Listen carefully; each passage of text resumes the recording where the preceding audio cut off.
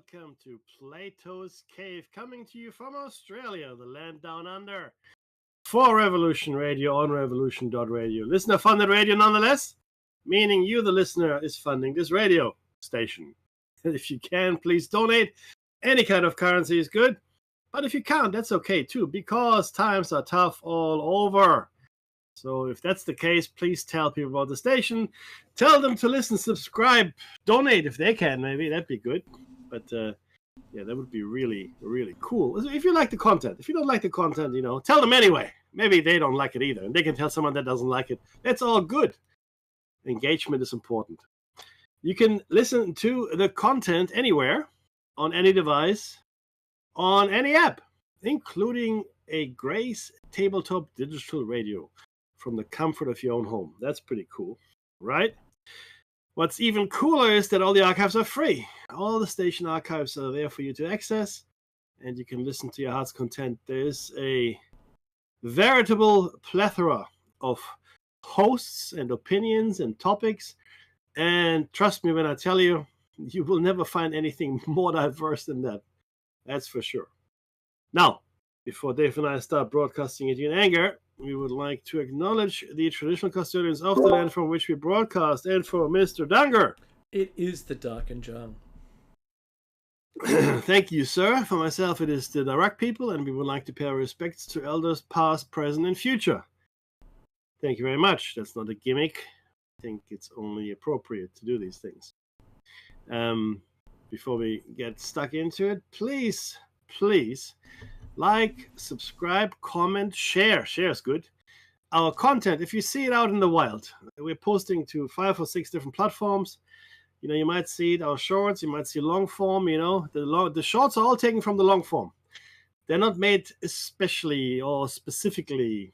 They are taken from the long form version. So if you see the short form, if you see the shorts anywhere, they're coming from shows like this. If you like those, then please listen to the long form as well. Dave, I can say with absolute certainty that today is a different day to yesterday. Yeah. And there are three things that have happened which make today different from yesterday and the day before that. But today is a different day. And when we wake up tomorrow, it'll be a completely different world we're going to wake up into. Mm-hmm. Okay? So first of all, I want to be very clear. Neither the shiny side nor Platos Cave endorses violence of any kind. That's not a good thing. We do not endorse violence. Okay? And with that, I would like to express my condolences to the family of the slain to the Kirk Charlie family. Kirk. Mm-hmm. Now, did I agree with Charlie Kirk? Not really. Not on many things. A few things, yes. Sure. Mm-hmm. But that is no reason to murder somebody. So while we're there, at this point, I know a lot of people who also disagree with what he has to say. They don't like him because of their constant bombardment on social media of everything that they detested about him. It was relentless. And I'll say that I also don't agree with everything that he had to say and the position he stood on a lot of things. So that's equaling what you've just said. And I too take that same stand that you've got the ability to say what you want. And I don't have to agree with it. And that's what makes, at least at this point, America still a great country where you can say what you believe without fear of reprisal for the most part. Now, that might change. We don't know. And I would defend with my life your right to say whatever it is that you wish to say, even if I do not agree with it. Mm-hmm. I believe that the best way to come to a better place is through discourse. This is not about I'm right, you're wrong. This is not a zero-sum game. And I have to say, in his defense, like, I know a lot of people didn't like him, but he didn't advocate violence. And he did debate. He might have, not admitted defeat or whatever. You might disagree with his opinions and all that. But he did debate. He didn't choose to be violent. He didn't at all, right? So you disagree with his politics, that's okay. That's fine. Other people disagree with your politics. You don't expect to be shot for it, okay? So I'm sorry, but it is a completely unacceptable outcome. But I have a lot to say about this, and a lot of people won't like what I have to say about this. Yeah. So I want to just inject, and I'll give you the microphone. So the conversations that I've had with people about this, even close friends and relatives, I have to say that they were more than happy that this occurred, and I am taken back by these peace-loving people. Becky, the left in America, there's a segue for you, is the one that's been showing more violence than the right, which kind of may be a little surprising to me. The thing that I liked, I want to say one positive thing about Charlie Kirk, and that is his ability to have people question their unwittingly inherited opinion. Because that's the strength of being able to be a clever person and someone who has made their decision based on real evidence and not simply read the headline and that's the position they're taking on it without any knowledge of how they arrived at that decision or the stance that they've taken. Now, it's usually emotionally directed, but I have to admire Charlie Kirk for, and it's so sad, man. I watched Megyn Kelly today. She was crying on air. It was, and I'm tearing up now. But it's such a sad state of affairs where a person who's intelligent, who put himself in that position to talk to people, whether you like what he has to say or not, you've created that encounter by turning up to listen to him. You've created that encounter by not scrolling past it or all those things that people now doom scroll, and reinforcing through algorithms these opinions, emotional connection to an opinion where, do you know what? I'm a very balanced person, Mackie. I see, and I don't agree with a lot of his deep Christian stance, but that's fine. I understand where he's coming from, and he's allowed to have it, and I don't feel any emotion for him stating it, which is it comes to complete surprise to the people who have an emotional connection against him that anyone can even feel that way. And I think that's an extraordinary position. It's just the same as anyone but Trump. But that's what I have to say. I admired the fellow, and I'm going to continue to admire his work at being able to have a reasonable conversation and questioning and breaking people's inherited opinion. Now back to you in the studio, Becky.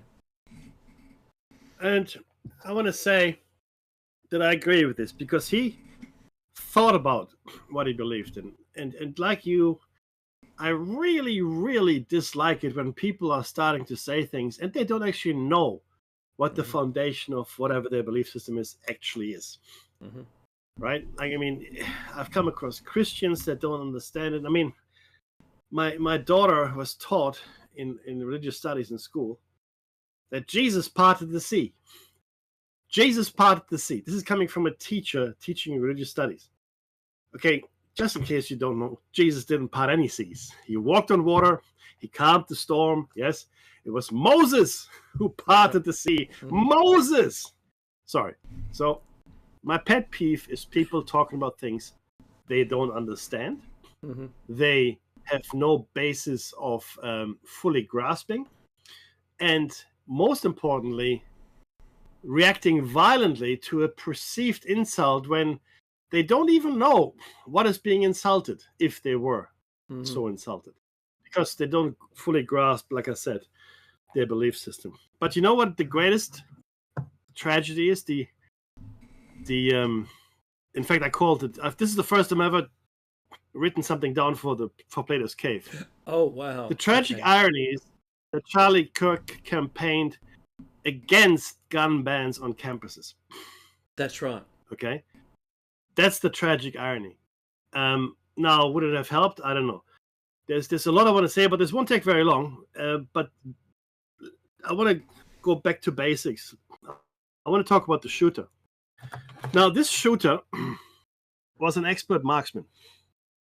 Why do I say this? This is from the evidence that I've been able to glean thus far. It's about 200 yards as the crow flies. That's what they said. That's how the shot was taken. It was taken most likely from a prone position, but he was under a canopy, outside under a canopy. Okay, and there wasn't a completely unobstructed field of vision, as far as I understand it. And he was shot in the throat, right? So this was, maybe it was meant to be a headshot. I don't know. But my point is this. I know I'm being very graphic, but the point is this. This was an expert marksman. This was not some random, weekend hunter. Okay? This was someone who knew what they were doing because of the shot that was taken, and secondly, because they actually got away. Okay? They got away. Now, 2 people were arrested and let go again because they, apparently had nothing to do with it. So I do hope that they catch him. This is my prediction. Prediction number 1 tonight. They will not find the shooter. Okay, and if they do find a shooter, it will turn out to be some kind of yokel, right? That doesn't have much gun training, and that's where it all falls apart for me. So bear in mind, this was a person that knew how to shoot. That's number 1. Okay, this is gonna get a little. I'm gonna be circumspect. I'm gonna be vague here.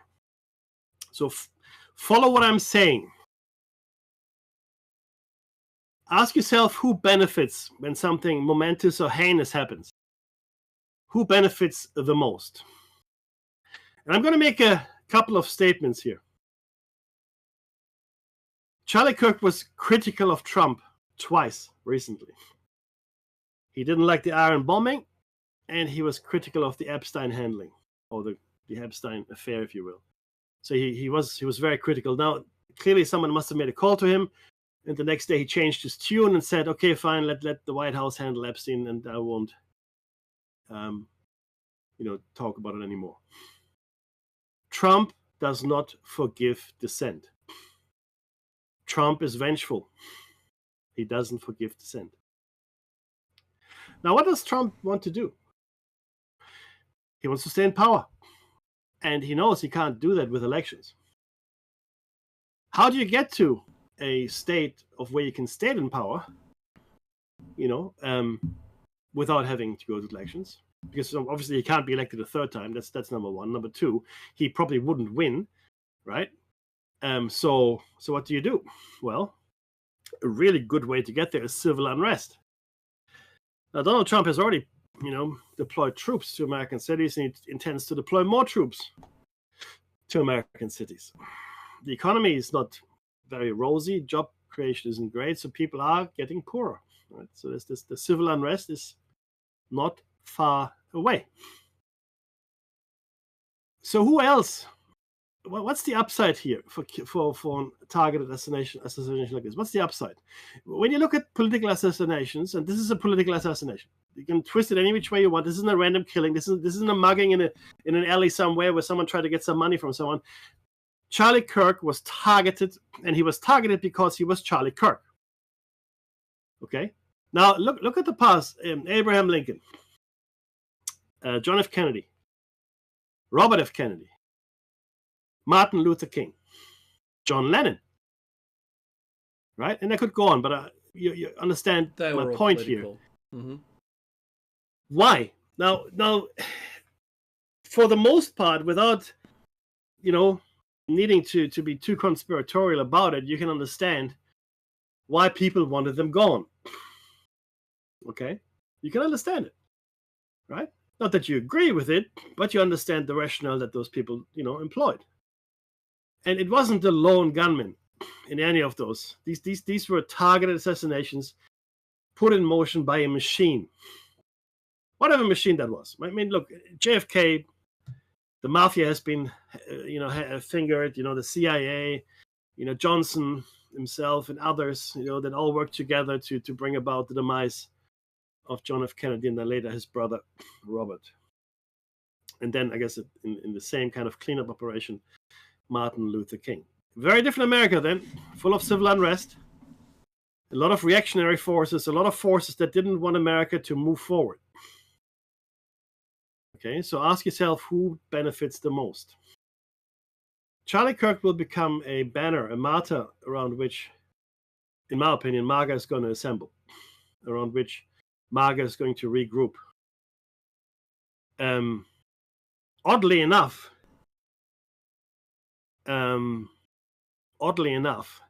overshadowing the September 11th anniversary and Epstein and Ukraine and Gaza. This has taken front page, obviously, and fair enough too, because Charlie Kirk was a massive influencer with a huge following, right? And again, you don't have to like his politics, but you have to respect his achievement in that space, because you don't become that influential if you don't have people agreeing with you. If you don't find anyone to listen to you, you go exactly nowhere. Okay, so clearly people were drawn to him. Okay, good. Now, who has got the most to gain from his assassination? I want to say it again. Kirk was critical of Trump twice, openly so. In fact, so openly, there were massive ripples in the MAGA movement. Iran bombing and the Epstein debacle. And don't forget that Trump does not forgive dissent. Now, if you can rally around Charlie Kirk and never again, let's say that's the slogan that's going to be taken up, never again, what could happen? Conceivably, laws could be introduced. Political enemies could be targeted. Conspiracy could be uncovered. But again, I don't think they will ever find the shooter. So just think about that for a moment when you think about who actually killed Charlie Kirk and who has got the most to gain. If, Mackie, I'm going to make this point. If the shooter was on that rooftop, did take that shot, and packed up and left, and no one has found them, it's very much a paid hit, professional hit, if you will. We're used to seeing, like John Wick and what was the Bourne Conspiracy, with these guys that just appear. They've got an earpiece. They have the job to do. They go and do it, and they're out of there, packed up and gone. You never see them. They're ghosts. Halfway around the world by now. Yep, that's 100%. Right. So this I want to add to this, Mackie, because of we spoke about this after the show on Tuesday, and I know America's waking up to 9/11 today, and correct. With the greatest respect to all of those who passed away, yet another person to pass away, and my train. I couldn't go to work today because there was a fatality. A person was struck up by a train today. And 30,000 people from the Central Coast couldn't go to the city, right? But I want to make this point, and it comes from the movie Rollerball, and it supports your view here, Becky, all right? I'm putting it on screen, and this is from the synopsis of the movie Rollerball from 1975, and it says, and I've highlighted it, it says, set in a not too distant future world ruled by a corporatocracy, the film centers on the titular sport, which is rollerball, an often brutal spectacle used to help placate the populace. So if today, this morning, wasn't a brutal spectacle, I'm a monkey's uncle. It's such a shocking thing. And yes, you're right. The moths to the flame, the gathering of people of like minds, the possibility of this polarization, and our news stories are talking about this polarization of the USA. And every one of these events is adding to this polarization. It's not detracting from it. And my last point is, which I kind of opened a little on, is, did you ever think that the evolution of the hippie movement, which became the left, which was about the people, would be the ones who were using this kind of violence? I'd never thought that that would ever be the case. And I still don't think so. Yeah, good man. And that's really the point I'm trying to make here, surreptitiously. There's okay. The Democrats, the left, whoever, the liberals, call them whatever you want, they have nothing to gain, but everything to lose with the death of Charlie Kirk. There's and it's ironic that this would happen on September 10th, one day before the anniversary, and in what we now, I think, most listeners here and possibly many people out in the world realize was a false flag attack on 9/11. Okay, there's no doubt in my mind that 9/11 was best case scenario allowed to happen. That's the best case scenario with all the evidence that's coming through. And again, there'll be more information coming through from various documentaries. I'm sure that they're going to be released over the next few days. Charlie Kirk was the poster child for the young MAGA voters. Okay, he is. There's even a chapter here in Australia, Turning Point. The organization is called Turning Point USA. And I'm going to say it again. Kirk was critical of Trump twice recently, very critical. And he got a call from the White House and changed his tune the next day. And, but again, Trump does not forget dissent. Look at all the people that he's going after in his second presidency. Right? He's got a list. And if you're naughty or nice, he's coming for you. Okay? He does not forget. And again, that's what Roy Cohn taught him. Attack, attack, attack. And you can never, ever allow dissent to stand. And I do believe that Charlie Kirk will become a martyr for the cause. I do believe that we'll see that. I think that Charlie Kirk's murder is going to be a catalyst for a number of different actions within the United States. I think it's going to be a massive catalyst. Many things will now come out of this. And I think things will come out of this that Charlie Kirk might not very much agree with either. And again, bear in mind, all the other news stories were completely overshadowed. Now, the funny thing is this. Epstein is still in full swing. The Epstein story is not dying down. It's still there. I wonder if over the next few days, they're going to use the Charlie Kirk assassination as another argument to shut people up about Epstein. I wonder.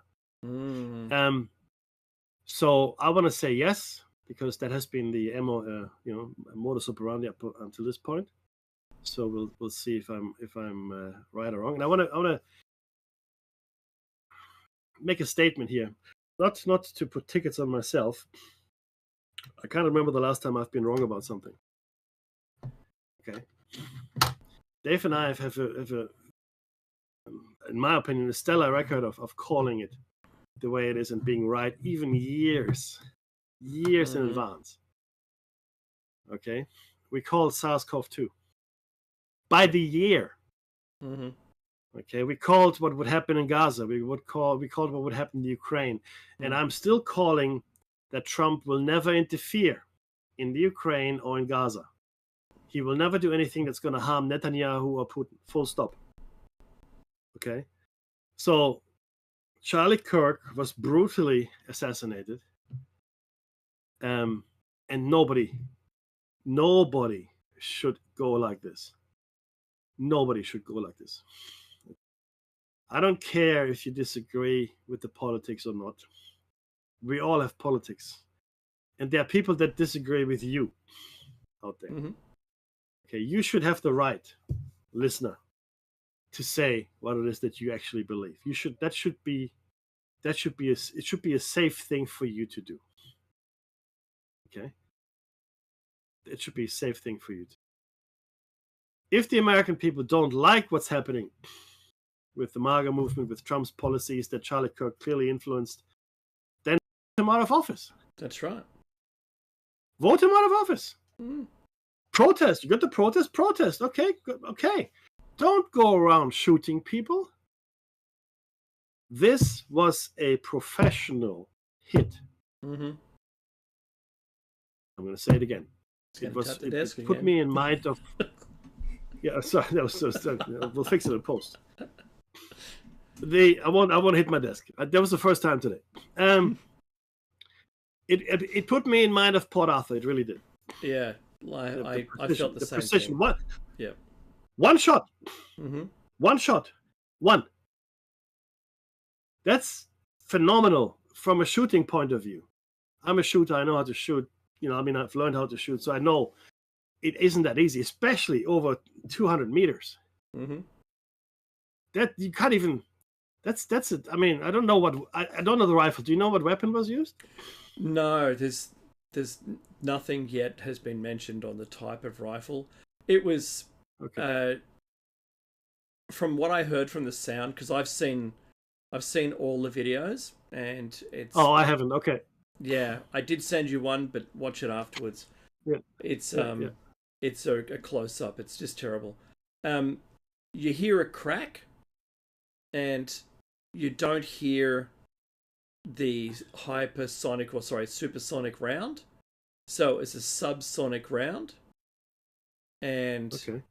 That's all I can say. So that can be changed by the amount of grains you have in your in your cartridge. So now the reason why that's important, everybody, is the faster the round travels, the more powder there's, the more powerful it is. Let's say, the less you have to account for wind and gravity and things like that, because it travels very, very fast. Mm-hmm. If you're shooting over long distances, and 200 meters, 200 yards is a long distance. Mm-hmm. It's not a kilometer, but it's a long distance. If it's a subsonic round, you have to account for wind. You have to account for even gravity and the rotation of the Earth to some extent. So these are all factors that go into it.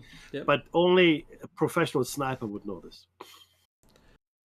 So there's already a conspiracy that's come to light, which, if you've seen the close-up videos, there's a person with a white cap who kind of pulls on their ear or does something. I haven't looked into it. Yeah. Okay. There's someone just to the left or right of him who does that, and exactly at that moment, that's the key. So it could simply be coincidence. I'm not saying anyone's guilty of anything. I don't know. But this was the rumor that was going around, and I wanted to watch it and rewatch it, and I can't. It's too saddening for me to watch it today. So, yeah, no. Of course, I will watch it. I want to, because that would make sense, because it would give you a known quantity. If you're shooting and from a scale and distance perspective, if you have a known quantity near the target, that helps a lot. That helps a lot. Totally. Yeah. In your gauging. So again, a professional hit, irrespective of who called it. This was a professional hit, in my opinion. This wasn't some crank that pulled out a rifle from the cupboard and decided to go shooting. I'd first thought about how much nudging would it have taken for someone to do that, but You know, who really knows anything that's going on in the world? To be honest, I want to kind of lighten it because, you know, Meki, that the cleansing of a party because there's someone not towing the line just occurred here in Australia. Yeah, it did. And that's from a party that I thought they really needed that person on their front bench, but no, apparently you're not allowed to have your own opinion at all. Today was brought to you by the word opinion, an inherited opinion. The other is Nepal is on fire and Indonesia is on fire politically. I don't think I've seen this much unrest. Indonesia's problem was started with a social media ban. Yeah, correct. And then the young people who like social media decided to protest, and it got out of hand, and now the parliament is burnt down. The person's resigned, the same as in Nepal, that person's resigned over corruption. And hang on a minute. So corruption. Oh, that it must be something else. Politics around the world must not be run by corruption. No, that's according correct. to my equation, because 1 + 1 = whatever number you want, minus a 12th. I'll tell you that. What we're seeing is an unraveling of the global order that has prevailed for the last 80 years. Full stop. Mm-hmm. That's what is happening. Because there are no longer any consequences, not really, for any of the actions that are being taken. And I want to say this here, right? Like this. So this was one reason why we're now living in a different world. There are two other reasons why the world that we're living in is now very different to yesterday. Putin is testing the waters as to NATO's response to whatever insanity he might do next. So he flew a few drones into Poland. Okay? And what happened to those drones? They're shot down. Yeah. They were shot down. Now, by NATO to be clear, troops. Yeah. To be clear, if you fly military aircraft, and that's what these drones were, into another country's airspace, that's a violation of that country's airspace. And while not yet akin to a declaration of war, not far off it. Oh, we didn't really want to. Oh, that was a mistake. Oopsie. All Putin is doing, he's dipping his toes in the water, seeing what's going on. Because right now, while not making monumental progress, he is making progress in Ukraine. Now, the progress that he's making, to put it in perspective, it would take another 20 years to conquer Ukraine if he goes the way he's been going. It would take another 20 years. And by that math, another 10 million Russians to get that done. Okay? That's what we're talking about. But he's making progress. Having said that, a lot of the European nations and NATO nations are willing to put boots on the ground for peacekeeping efforts, etc. And Putin said, not a chance. So Putin is testing the waters, and recently has increased drone attacks significantly. And all Trump does is he's not happy with it. He's considering sanctions against Russia now. Seriously, nothing is going to hurt Putin. That Trump will do nothing to hurt Putin. Zero. He might put sanctions in, big deal, whoop-de-doo. He does. Russia is already trading with China and India and Turkey and a whole bunch of other people. Sanctions, who cares? If no one follows the sanctions, what's the difference? Trump will not do anything that will actually be detrimental to Putin. Not going to happen. Netanyahu, that's the third reason why we're living in a different world now, has successfully destroyed the peace process in the Middle East by attacking Hamas on Qatari territory. Qatar, over the last 20 or so years, has gone to great lengths to style itself as the Switzerland of the Middle East. Come here, come to our neutral ground, negotiate here, bring all your people here, you're safe here, blah, blah, blah, blah, blah. Not so anymore. Two things that you need to know as global citizens and specifically as Americans. Qatar built a massive military base in Qatar for the US for free. So they built a huge base, the name escapes me, and said to the US, there you go. That's yours now, free of charge. 2, Qatar is the same country that gave this $1 billion jet to Trump as Air Force One. Okay, so that's who Qatar is. Which he gets to keep afterwards. So Qatar has done more than any other country in the world to secure or curry favor with the US and specifically with Donald Trump. And still, Netanyahu went there and bombed whatever place they bombed, killing a number of people, not the Hamas leadership, we're told, but a Qatari security official and the son of the chief negotiator for Hamas. Completely wrecking the peace. There's no peace process now. There's not. It's gone. Out the window. Thank you very much. Okay? And Donald Trump said, oh, I'm not happy with that, or some such. Oh, really? Wow, that's a very strong response. Now, neither the Putin attack on Poland, if you want to call it that, nor Netanyahu's bombing of Hamas people in Qatar elicited a strong response from the White House. Trump wasn't happy. He wasn't happy. Okay. Now, if you abdicate responsibility like that, whatever you reap is that's entirely on you. You reap what you sow, Mickey. And now the world has seen his response, Trump's response to these things. Okay, but we will see more incursions. We will see more unrest and strife. Okay, in hitherto areas we just wouldn't have thought it could ever happen. Okay, America itself will become much more inward turning, and we will see more military on streets, a lot more military, and we will see crackdown on whoever is going to get blamed for the assassination of Charlie Kirk. Whoever is going to get blamed. And something else came to light today. There's a lawsuit that a couple of FBI agents, which were actually the assistant director and the I think it was the interim director for the FBI before Kash Patel came in. They put a lawsuit against Kash Patel for unfair dismissal or whatever, right? And what came out today was this. Kash Patel knew that he couldn't fire them because there was no cause, right? But he had been given marching orders by the White House that he had to fire all the FBI agents that were investigating Jan 6 or they were investigating Trump or anything like that, right? So those were Kash Patel's marching orders from the White House. That came out in the trial today. And that he was meant to fire them. So Patel told those two guys, senior guys in the FBI, to fire the people that had been involved in those investigations. They refused to do that because, I mean, agents don't choose what they work on. They're assigned their work.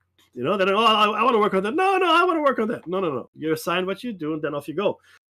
So they wouldn't fire them. So they were fired. And now they're suing Kash Patel. And Kash Patel said, I know that they're probably going to sue me, but I had no choice because if I want to keep my job, I have to do this for the White House. Oh, he's just following orders. That's what came out. Just the old Nuremberg defense. I was just following the order. What? You know, my grandfather, he died in the camp. Oh, wow, how? He fell off the guard tower. He fell off. He just fell to death off the guard tower. Do you know, I like the excuse that, you know, there was someone that was just a bricklayer. There was someone that just ticked boxes on a form. There was someone that just stoked the coal into the train. You know what I mean? Yeah. That with it's a cascade problem because every one of those led towards it. But did any of those people do it? Nope. Following orders. I remember being employed at the interview. This is a bit too much reveal, but it doesn't matter. In the interview, I'll excuse the company. I was going for a role where I had staff, and in the interview, I was told that I would get the job if I fired a certain person. I understand Kash Patel's position. Of course, I handled it differently, and I said, well, I would need to make that determination myself. And because you could have done it, but leave that with me, and I'll see. Yep. And it was terrible, Mickey. No, that's... You know what I mean? But that's the ethical. That's the they test your ethics. responsible. That's right. Yeah. That's the right thing to do. You don't just follow orders. That's insanity. Now, I want to tell you a quick story. It's from the movie. I can't remember. It was Bethany was in it. I can't remember his first name. Something Anthony Bethany. An English actor, tall, blonde. Anyway, he played I think the Archangel Michael. I think, and he came to Earth, and then he was smitten down because he protected the second coming of Christ or whatever. And God had said, no, you go kill them. And Gabriel came and then tried to kill them. The second coming of Christ. So his mother and as well, and again Michael or Gabriel, Anthony Bethany, the actor, protected them, and was smitten down. So he was killed. And then as the other archangel is just about to kill the new baby Jesus and his mother, and again the second coming of Christ, all of a sudden Bethany reappears, and he goes, "What? How? But he smote you. You were smitten." That wasn't the dialogue. And he goes, yes, I was killed by God. But you gave him what he asked for. I gave him what he needed. And that's really the important thing to understand.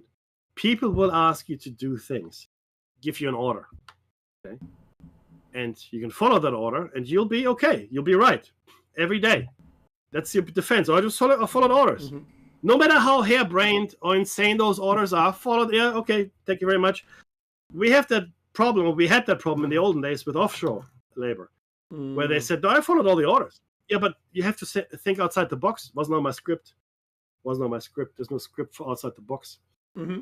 So we and that was a huge issue. And I've done this. My boss has asked me for something, Mackie, blah blah blah, and I go, okay, yeah. And then I went and did what needed to be done, and nobody was any the wiser, and the outcome was exactly what I thought it would be, and it was what was necessary. Sometimes people don't know what they need, mm-hmm. and they ask for something. Okay, like when someone gives an order. That's why in this day and age, after the Nuremberg trials, it became almost in every military court in the world, I want to say bar China, North Korea, and a couple other places, you are now expected to not follow unethical orders. You are meant to question orders that mm-hmm. you know are crimes against humanity, could lead to genocide, things of that magnitude and nature. Mm-hmm. That's the expectation, and not just as a soldier, just as a person as well. Mm. That the Nuremberg defense no longer holds. You can't just say I was just following orders. It's no longer a defense. Okay, and that's where we are, Dave. To your point, what you did was the ethical, that was the correct thing. So, how about you let me make up my mind about this person? That's exactly right.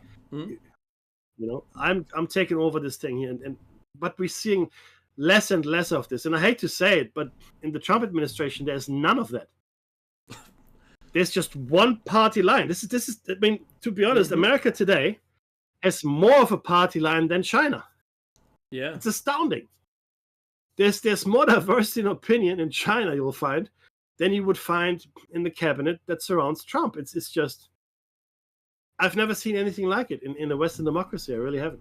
Outside of Australia, but Australia. The only thing that we don't do is we don't broadcast those closed door meetings on television. Mackie, there was one time when I was curious to know what was going on there, but after seeing the Trump ones, I'm really not that fussed. I prefer not to see it. I like question time, just watching them carry on like the school kids. At least with someone in the chair with a hammer, right? But I couldn't do it. If I was a career politician, I don't think I would have made it past backbencher. I just can't do what they do every day and just blow smoke up each other until they've all agreed that whatever it was a great idea, even though it's to the detriment of either their constituency, the whole country, the economy, another country. I just don't understand. I don't understand the way that it gets to the point where that's what their decision was. It's not using any logic. It's just using money. The problem that we have today, Dave, unfortunately, in many countries, is that because our civilization was built on capitalist principles, or has been pushed into adopting capitalist principles, which, I mean, the first rule of capitalism is to make profit. That's the first rule. The second rule is that you must make as much profit as you can for yourself. That's rule number 2. You must win. And in its extreme form, this is the form that Donald Trump practices, the form of capitalism. It's a zero-sum game, which means we can't both win. If we negotiate and you walk away happy and I walk away happy, Donald Trump will think he lost. Donald Trump must win. Right? And that credo, and I'm not blaming Donald Trump for that. That's unfortunately, many people, but obviously he's the most powerful man in the world, so what he does and thinks. But a lot of people think like that. I must win. Me first. And that's your point. Politicians, it's all about them. I don't care about the country. I mean, if the country benefits, if the people benefit, that's a nice side effect. But look at our period of it's only another 3 prime ministers to Christmas. That's right. It was a revolving door of prime ministers. Now, why is this important in this context? Let me explain. This is our listenership outside of Australia. In Australia, if you make it to the top position as prime minister and you stay there for a certain amount of time, you have lifelong privileges and fairly significant money coming your way. And these are significant privileges. So everybody wants that spot, right? For the appropriate number of days. You have to be in there for a certain number of days before you get that. And that's why they all want that. Country be damned. They'll climb over each other's dead bodies to get to it. Yeah, the eye is on the prize, and the prize happens to be the prime ministership. That's not serving your country, not making Australia a better place. Sadly, those concepts, Meki, died very early in their career. And you're right, but it wasn't always thus. It wasn't always thus. It was there were in the olden days. I want to say, back in, was the world perfect? No, it was not perfect. 40s, 50s, 60s, people still had ideals. People still tried to do the right thing. Politicians, the world over, because democracy, for all intents and purposes, was still a fragile and new thing. In France, late 18th century, America, late 18th century. Then throughout the 19th century, it spread across the Western world, and then in the 20th century, it spread across the rest of the world in competition with communism, more or less. And democracy took different forms in different countries: social democracy, capitalist democracy, mercantile democracy. A vast array of different experiments in democracy, but it's a fairly recent phenomenon. And initially, when you have something on the illusion of democracy is what we currently have. The people want to do the right thing, and the right people are rising up, as it were. The right people, because they're still idealistic. I mean, this is the same time as the time when workers got their real rights.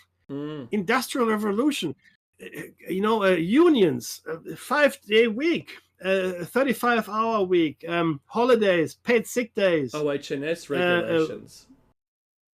The funny thing is that the sandwich and the donut and coffee, while they weren't invented, they were made extremely popular by these breaks that these workers were having. 10-15 minute breaks. Enough for a donut and a coffee. It's enough for a sandwich and a coffee, right? Mm-hmm. So this whole culture around lunchtime places with sandwiches and donuts and coffees, etc., grew out of the workers' rights to a break. To a break. There's no break before that. What? Mackie, flower in a crannied wall, I pluck you from the cranny. I hold you in my hand. All in all, and roots and all. Nice. That's what nice. bloomed, Mackie. That was the blooming of these parasitic industries around the breaks that the unionism had created to be able to treat the people and give them enough time to eat and slow down for a minute. Yeah. 8, 8, 8. And that was what the rules were. I know. Yeah, correct. That is exactly right. And look, we are where we are. Today is September 11th. On Sunday, we're going to talk a bit more about that as well. I want to agree with Flatty in the chat room. Thank you, Flatty, for your commentary. And what we're seeing today is like a neo high-tech global rehash of the East India Company. In many ways, that is true. Yeah, true. Completely ruthless, powerful beyond even its own understanding. But do understand this. You don't know who the real people in the shadows are. You think you know. You think it's the Rothschilds. You think it's the Rockefellers. They are there. Make no mistake. Right? But the true powers that be are much better hidden from view than those guys. Right? And yes, they're powerful. And I wouldn't want to get their nose out of joint, to be honest. But they're much more dangerous entities out there, controlling everything. Again, this is a dangerous time for the world, and it's getting more dangerous every day. And what happened in the last couple of days makes it so dangerous that the Cuban Missile Crisis looks like a picnic in the park. Mm-hmm. Now, you don't feel it and you don't think it, but trust me, we're now on a razor's edge. And America, with the assassination of Mr. Kirk, is at a crossroads. And I say it here again. Think about who benefits from his assassination. Think about look at who's going to make the most mileage out of it over the next few days and weeks. Mm-hmm. Look at where the benefits come. And then you know who assassinated him. That's all I'm going to say. I'm not going to point my finger, even though in my mind, it's very clear who did it. I see the silencing of free speech. I see that all getting clamped up in the US. I see by the end of the year it's clamped up here. It's already clamped up in England. You wait till it comes to your country, whoever you are, wherever you are. And you'll remember these moments like we remembered 9/11 for the changing of our world.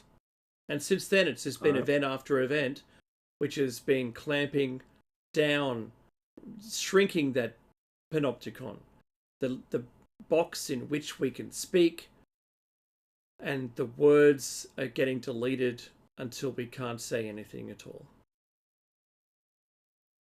Yeah.